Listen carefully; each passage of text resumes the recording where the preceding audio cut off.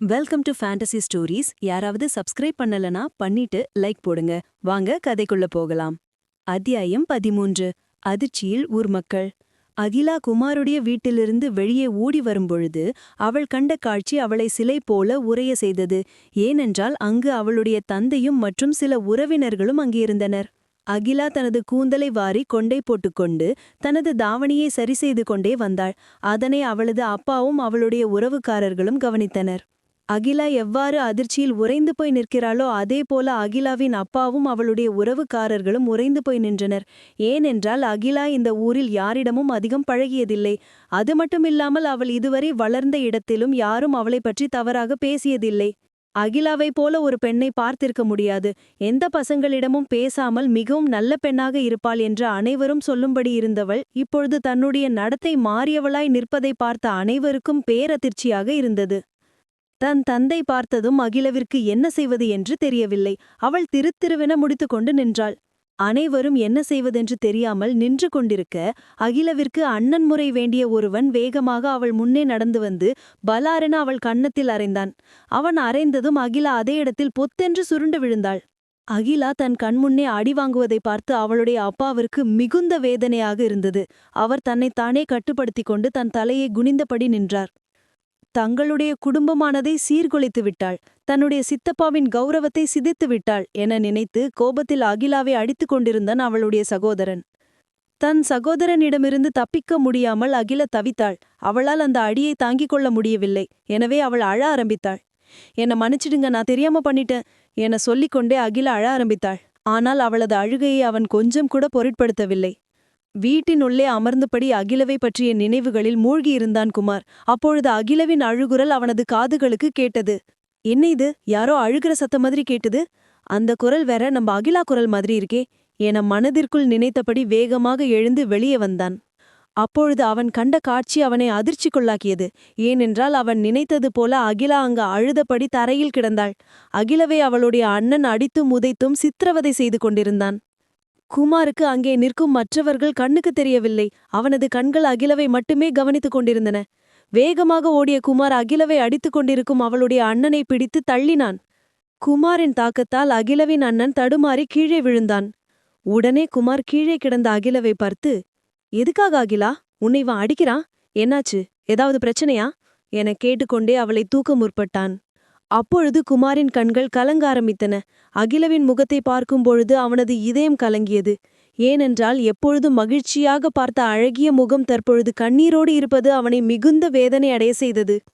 குமார் அகிலவை தூக்கிக் கொண்டிருக்க அங்கு நின்று வேடிக்கை பார்த்து கொண்டிருந்த அகிலவின் உறவினர்கள் ஒவ்வொருவராக தங்கள் மனதில் உள்ளதை வெளியே சொல்ல ஆரம்பித்தனர்.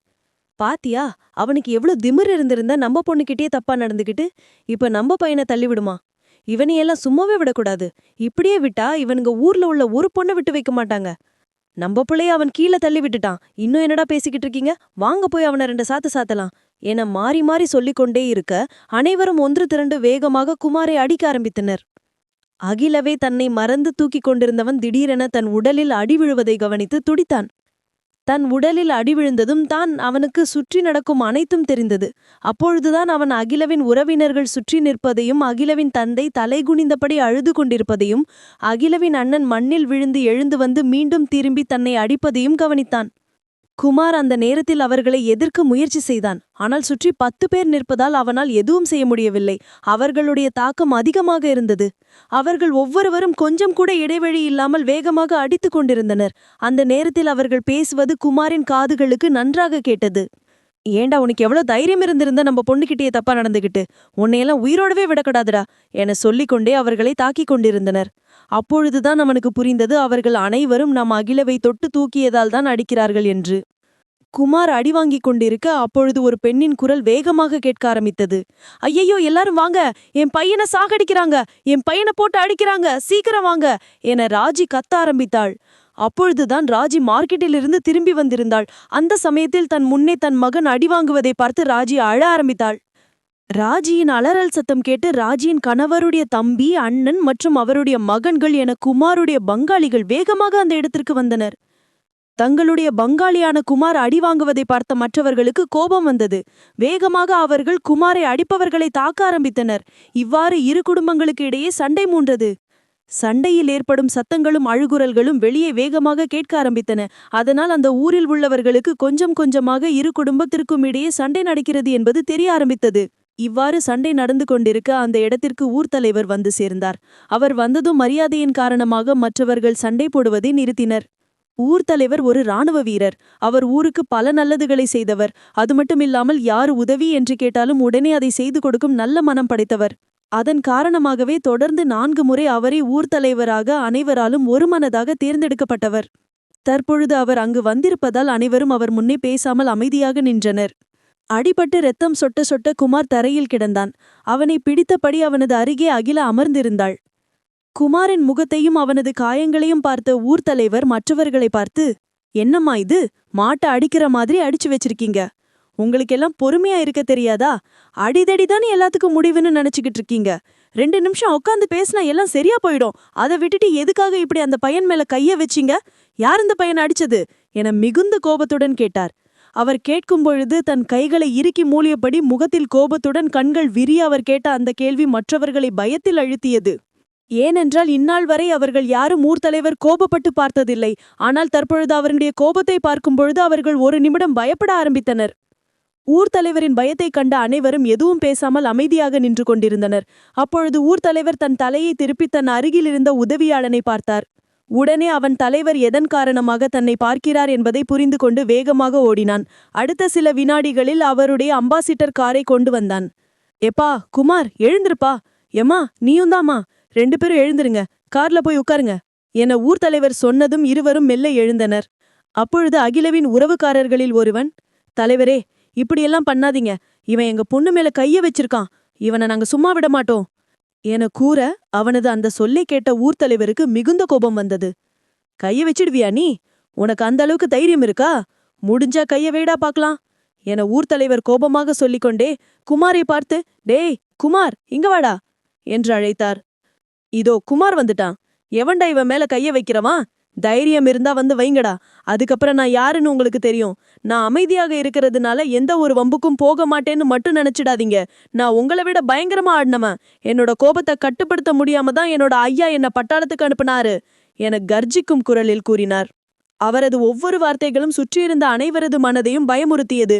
எனவே அவர்கள் யாரும் குமார் மற்றும் அகிலவின் அருகில் கூட நெருங்க வரவில்லை. குமார் மற்றும் அகிலவ் இருவரும் காரில் ஏறி அமர்ந்ததும் கார் புறப்பட ஆரம்பித்தது.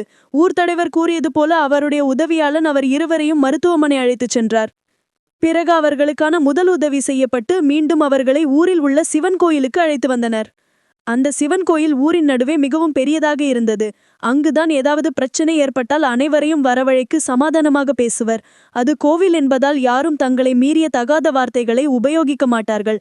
எனவே அந்த இடத்தில் வைத்து சமரசம் பேசினால் சரியாக இருக்கும் என்பதால் அதே இடத்தில்தான் அனைத்து விதமான பஞ்சாயத்துகளையும் நடத்துவர். எனவே இந்த பிரச்சனையும் அங்கேயே வைத்து தீர்த்துவிட வேண்டும் என்று முடிவு செய்தார் ஊர்த்தலைவர். இரு குடும்பத்தாரும் கோவிலில் அமர்ந்திருக்க ஊர்த்தலைவர் பேச ஆரம்பித்தார். என்னம்மா ராஜி, ஏன் இன்னும் அழுதுகிட்டு இருக்க? உன் பையனுக்கு ஒன்னும் ஆகாது, கவலைப்படாத, நான் இருக்கேன் என சொல்லியபடி அழுது கொண்டிருந்த ராஜியை சமாதானம் செய்தார். உடனே அவர் மறுபக்கம் திரும்பி அமைதியாக அமர்ந்திருந்த அகிலவின் தந்தை கணேசனை பார்த்தார். என்ன கணேசா, நீ எதுக்காக முகத்தை இப்படி தொங்க வச்சுட்டு உட்கார்ந்திருக்க? எனக்கு உன் பொண்ணு மேல நம்பிக்கை இருக்கு. அந்த நம்பிக்கை உனக்கு இல்லையா? உன்னோட பொண்ணு சிட்டியில வளர்ந்த பொண்ணு. அந்த பொண்ணு எல்லார்கிட்டயும் சகஜமா தான் பேசும், பழகும், விளையாடும், எல்லாமே பண்ணும். அப்படியாப்பட்ட பொண்ணு மேல மத்தவங்க சந்தேகப்படலாம், நீ சந்தேகப்படலாமா என ஊர்த்தலைவர் அகிலவின் தந்தையான கணேசனை பார்த்து கேட்க, கணேசன் அப்பொழுதுதான் தன் நிலையை உணர்ந்து தானே தன் மகள் மீது சந்தேகப்பட்டு விட்டேனே என நினைத்து வருத்தப்பட ஆரம்பித்தார். ஏற்கனவே கோபத்தில் துடித்துக் கொண்டிருந்த அகிலவின் சகோதரன் ஊர்த்தலைவரிடம், அவங்க 2 பேருக்கும் எந்த ஒரு சம்பந்தமும் இல்லைன்னு நீங்களே முடிவு பண்ணாதீங்க தலைவரே, அவங்களே சொல்லட்டும் என கூறினார். உடனே அவரும், அவங்களே வந்து அவங்க வாயால சொல்லுவாங்க, அப்போ நீ நம்புனா போதும். இதோ என்னோட கார் வந்துடுச்சு, அவங்க 2 பேரும் வராங்க, அவங்க வந்ததும் நாம கேட்டு முடிவு பண்ணிக்கலாம் என ஊர்த்தலைவர் சொன்னதும் அனைவரும் அமைதியாக இருந்தனர். அந்த நேரத்தில் ஊர்த்தலைவரின் அம்பாசிடர் கார் வந்து நின்றது. கோவில் வாசலில் நின்று கொண்டிருந்த காரிலிருந்து அகில மற்றும் குமார் இருவரும் இறங்கினர். இருவரது காயங்களுக்கும் மருந்து போடப்பட்டு ஆங்காங்கே பேண்டேஜ் வந்தப்பட்டிருந்தது. தன் மகனின் உடலில் இருந்த பேண்டேஜுகளை பார்த்த ராஜி அழ ஆரம்பித்தாள். குமார் மற்றும் அகிலவ் இருவரையும் கோவிலின் உள்ளே வரும்படி அழைத்தார் ஊர்த்தலைவர். அப்பொழுது, 2 பேரும் அங்கேயே நில்லுங்க, உள்ள வராதீங்க என ஒரு குரல் வேகமாக கேட்டது. அந்த குரல் கேட்டதும் அனைவரும் அதிர்ச்சிக்குள்ளானார்கள். எதுவும் பேசாமல் அனைவரும் எழுந்து நின்றனர், ஊர் தலைவர் உட்பட. இது போன்ற சுவாரஸ்யமான கதைகளை தொடர்ந்து கேட்க ஃபேண்டசி ஸ்டோரிஸ் யூடியூப் சேனலை சப்ஸ்கிரைப் பண்ணுங்க.